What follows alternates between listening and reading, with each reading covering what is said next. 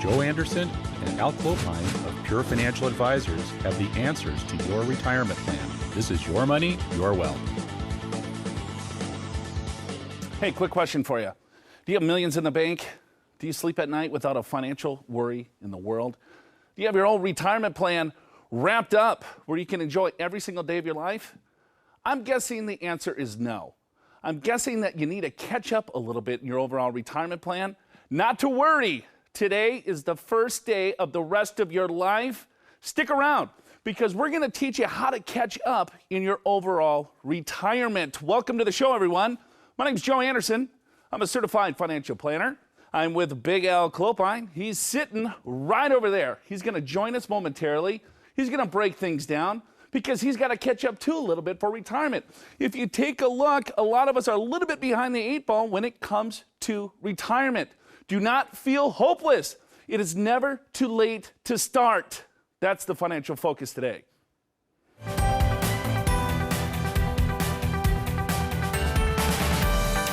All right, I want to get into some statistics. I know you guys love statistics, but take a look at the median balance of a retirement account in those of you that have retirement accounts. Most people, if you take a look from age 24 to 64, half do not have a retirement account, roughly half. And then let's just take a look at people closer to retirement, that special age or that special age group of 55 to 64. What is that number? Only 40% of those actually have a retirement plan. So what is that doing to retirement here in America? Well, if you look at the average balances, it's abysmal. If you look at the entire nation from someone 24 to 64, the median, all right, what that means is half is $3,000. So what does that mean? Half of people from age 25 to 64 have less than $3,000 saved, and half have a little bit more than $3,000 saved. So let's take a look at that age group of 55 to 64. What's the number? $12,000. That's the median. So again, half of people have more than 12 grand, I hope they do, and half of people in that age group have less than 12,000. For those individuals that have a retirement account, the number's 100 grand. $100,000 median. What can you do to produce a retirement income on $100,000? It's not a lot of money. So let's break this thing down. Don't feel hopeless because there is things that you can do. If we break it down simply, you can accomplish your goals. Let's bring in the big man, Big Al Clopine.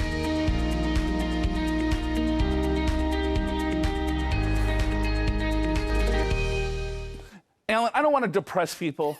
I really don't. This should be an uplifting show. It should. This is the weekend. This is the weekend. But you look at the statistics, it's pretty scary. Well, it is, Joe. And as you just said, I mean, the median retirement balance is $12,000 for those that are close to retirement. It's nothing. And that's really nothing. And that's why this kind of show is so important. So today we're going to teach you some techniques and some strategies on how to catch up. Not mustard, how to catch up. So first, right off the bat, you got to know what your number is. In other words, what is your saving target? How much do you need to save? How much do you have to have in the bank? How much do you have invested to be able to make this work? The second thing is when you kind of go through that math, and we'll show you how to do it, many of you will be behind. So we're going to come up with some savings ideas for you, how to jumpstart, how to boost that savings, if you will. And then cost cutting, well, that can be just as important as saving money and making more income, because if you're spending less, you can save more. And then let's get into delaying your retirement. I know a lot of you want to retire tomorrow or even yesterday, but we're going to show you why delaying your retirement for a year or two or even 5 years can make a gigantic difference in the quality of life in your retirement years.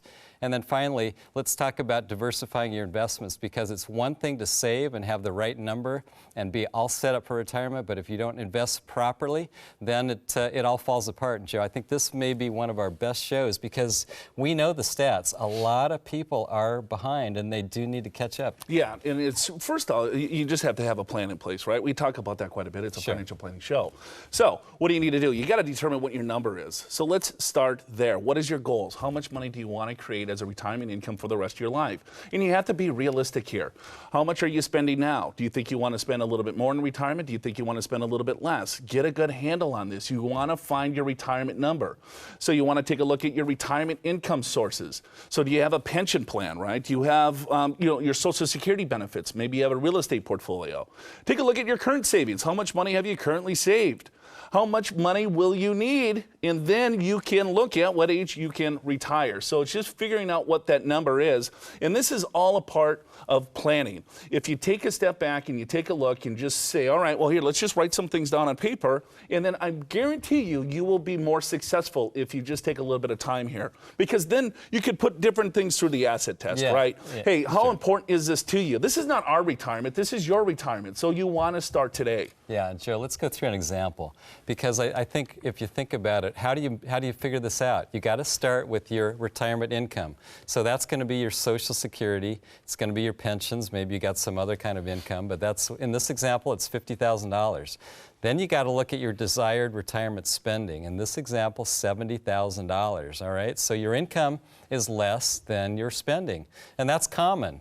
You're right in there with most people. So you got a shortfall, $20,000. That's what your savings need to produce each and every year. And here's a quick formula to figure out approximately what you need to save. Multiply that number by 25. $20,000 by 25 is $500,000, and that's going to tell you approximately how much that you need to save. And by the way, Joe, that's of course the 4% rule, which simply means that you take your portfolio and you can take out about 4% per year. Now, there's a lot of caveats. We're being simple right now. Right, and I think that's important. When you take a look at accumulating wealth, it's like, all right, well, how much money do I need? Right? So you just take a look at, it's called a sustainable distribution Yeah. rate. Easy for you to say. Yes, it's early in the morning. So you take 4%. You don't want to take out any more than 4% out of your portfolio, roughly. So if you have $100,000 saved, you don't want to pull out any more than $4,000. So if we go back to that quick example, what we did is to say, all right, well, here, if your shortfall is $20,000, right?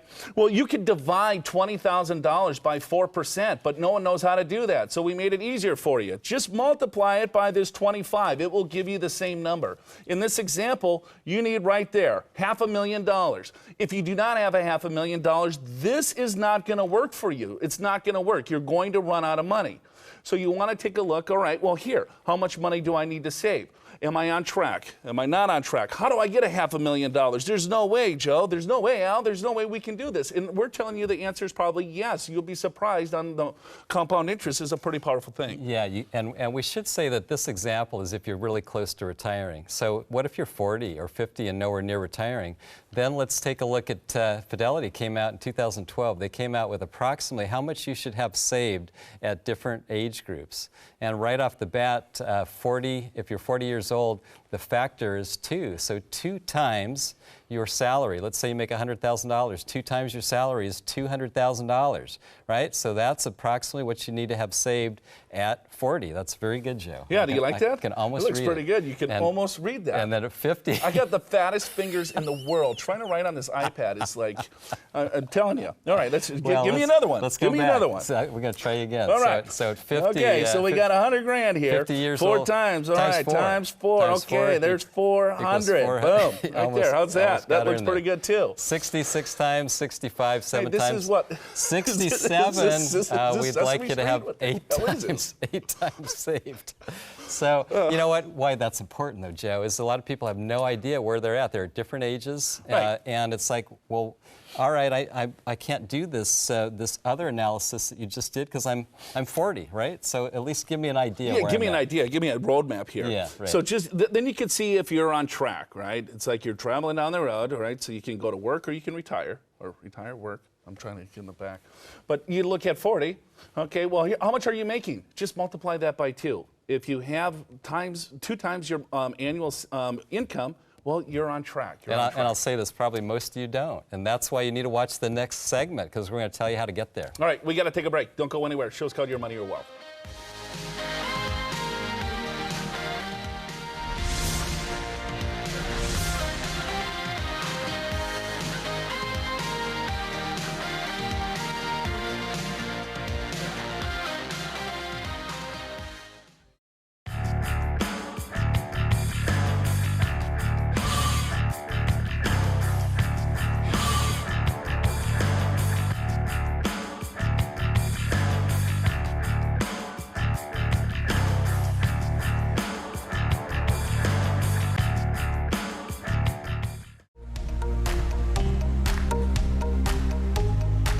Hey, welcome back to the show. It's called Your Money, Your Wealth. My name's Joe Anderson. I'm with Big Al Clopine. Thank you for tuning in. We're talking about catching up with your overall retirement. A lot of you are not fully prepared, but stick around. We're going to teach you what you need to do to fast start your retirement. Before we do that, let's go to the true-false question. Waiting until age 70 to start collecting Social Security will increase my monthly benefit by about 32% versus collecting at full retirement age. And that's absolutely true and not necessarily widely known. Full retirement age is age 66. So if you wait till age 70, your benefit is going to be about a third again as much. So what that means is at 66, if your benefit is about $30,000, at 70, it's going to be about $40,000, give or take. So it does pay to wait, although a lot of people do take it early. Waiting is not such a bad thing, particularly for those that are a little bit behind. So, Joe, now, the time of the show, we're going to transition because it's countdown to retirement. You have to answer a question in 60 seconds. Let's see how you do. Hey Joe, got a question for you. Most people say that gold is maybe not a good investment, but in this economy, the way things are going, maybe that's something we should look at. How much of your portfolio should be in gold and how much not in other stocks and equities? All right, we get this question quite a bit. It's like, how much money should I have in gold? And he's referencing to this economy. So I'm assuming that he believes that the economy is not doing very well. That's when the gold bugs come out. A couple of things to notice. First, I'll answer your question. I would say no more than 2% of your overall portfolio should be in gold because gold does not have an expected rate of return. Gold does not grow. If you have a nugget of gold, and you bury it in your backyard, 10 years from now, it's not going to be a bigger nugget. It's going to be the same. It's an inflation hedge, period. And it's a very volatile inflation hedge. Should you have gold in your portfolio? Yes, but I think when the gold bugs come out, they talk about doom and gloom. The dollar's going to go to nothing. You need something, right? If you think the world's going to go to hell in a handbasket, gold is still not going to be your savior. If you think about it, thousands of years ago, people were able to buy a toga for an ounce of gold. I can go to Nordstrom's and buy a suit for the same cost of an ounce of gold. It's an inflation hedge. Not bad there, Mr. Joseph Anderson.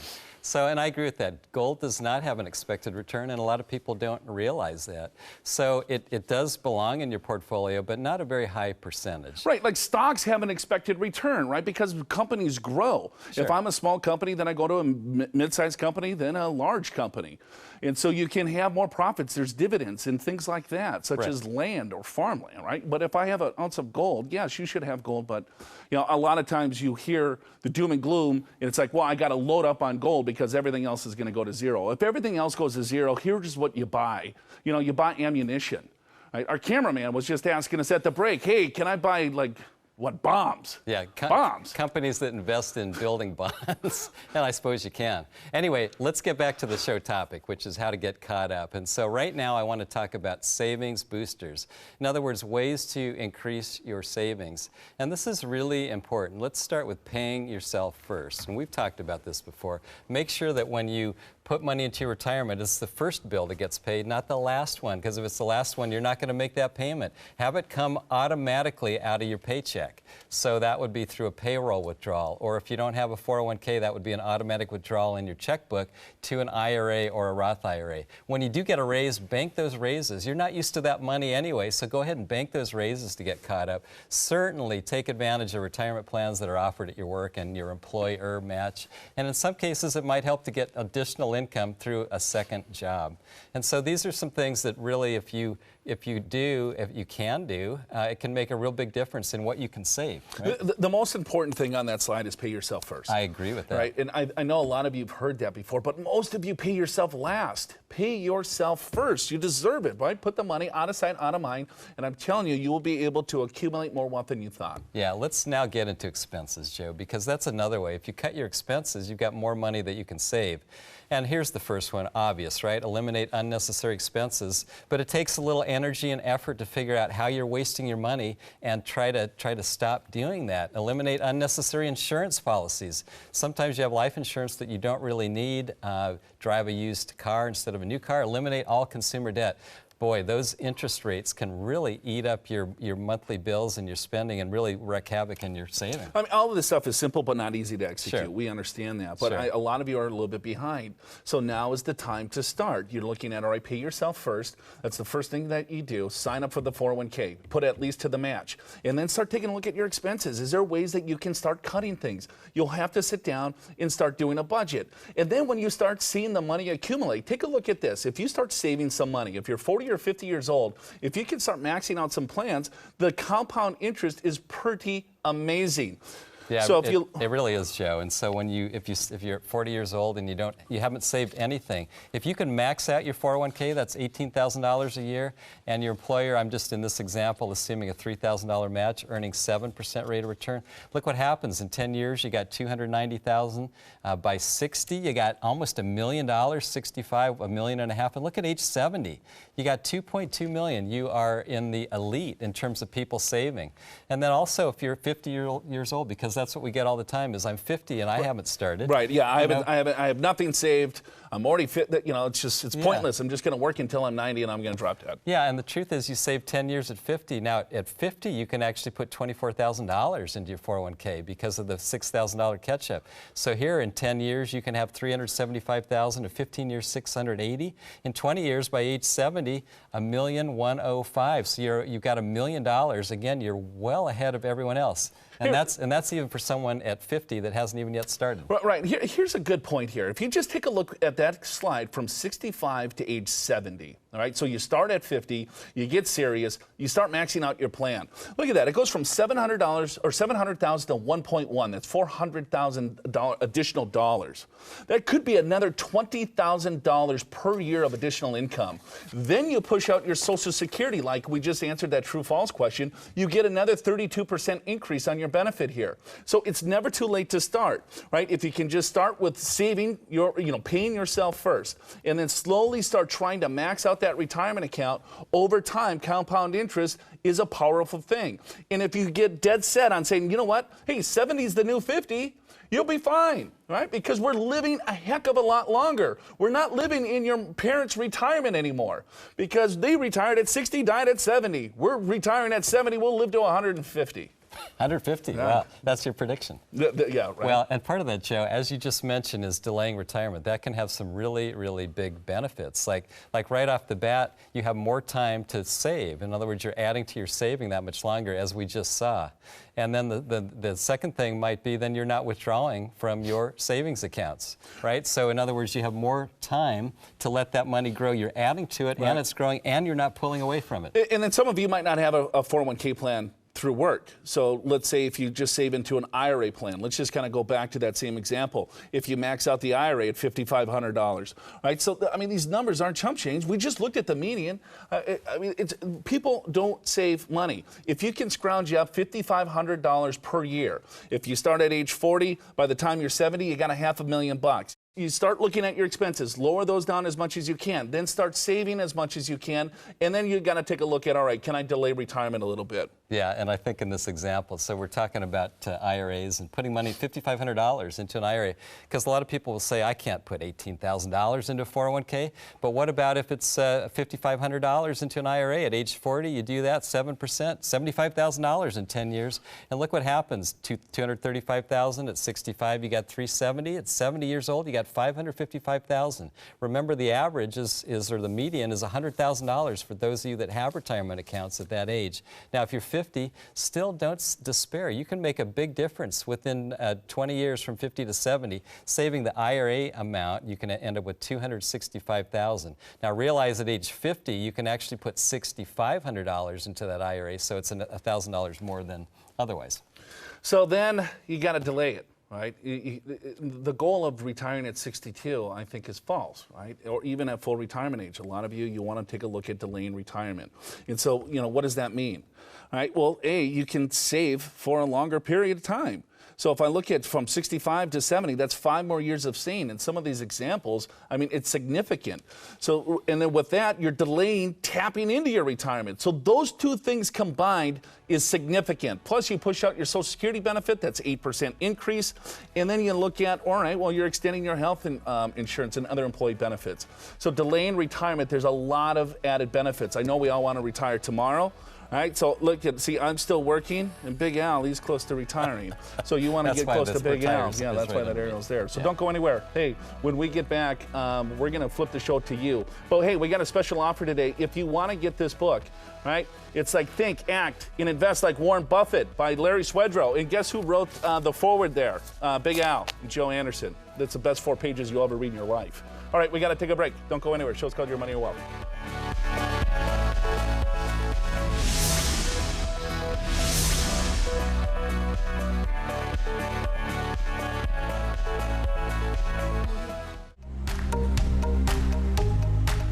Hey, welcome back to the show. Show's called Your Money or Wealth. Joe Anderson, Big Al.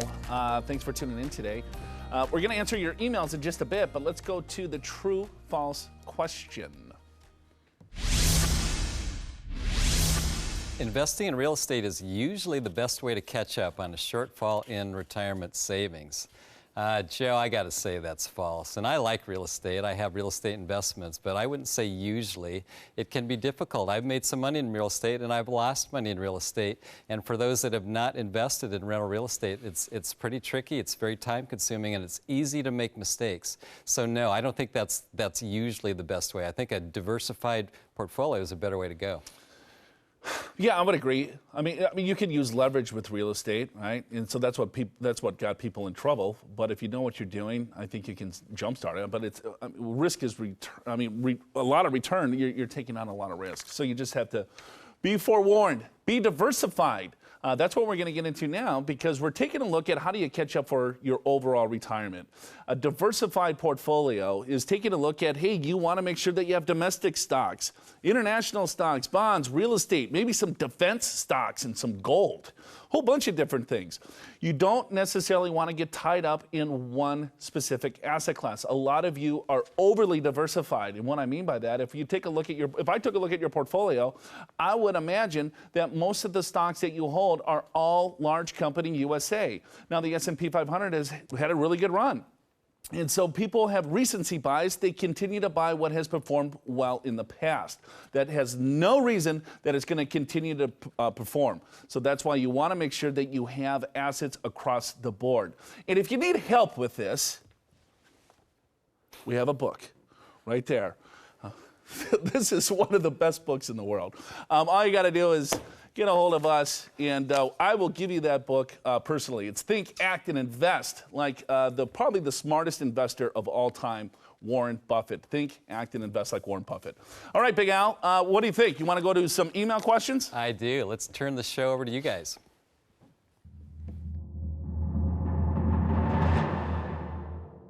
I like this question. My parents are leaving their estate to me when I pass away.